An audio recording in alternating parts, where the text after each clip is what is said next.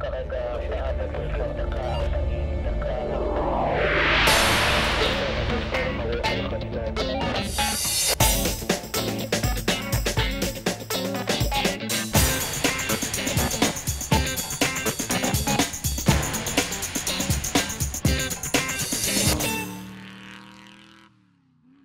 היום בפינת המוסכניק נלמד איך להרכיב ולפרק את גלגלי השיניים בגלגל האחורי, הקסטה. את הקסטה אנחנו נרצה לפרק לעתים רחוקות לצורך ניקוי או החלפתה. לצורך פירוק והרכבת הקסטה נשתמש בשני כלים ייעודיים, שוט השרשרת ומפתח קסטה. בעזרת שוט השרשרת נחבוק את גלגלי השיניים שבקסטה ואת המפתח נכניס לציר הגלגל.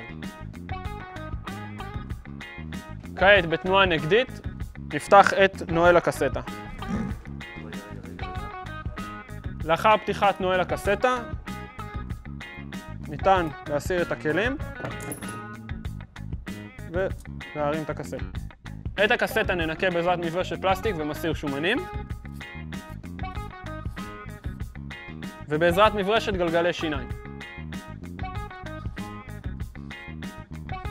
לאחר שסיימנו לנקות את הקסטה, נרכיב אותה חזרה למקומה.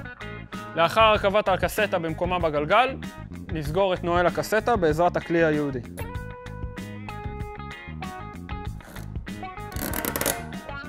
על פי שימאנו, את נועל הקסטה יש לסגור למומנט של 40 ניוטון מטר. את הידוק הקסטה מומלץ לעשות כנגד הרצפה.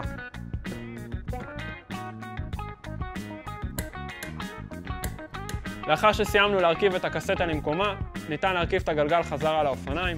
את ניקוי הקסטה מומלץ לבצע אחת לחצי שנה. שיהיה בהצלחה.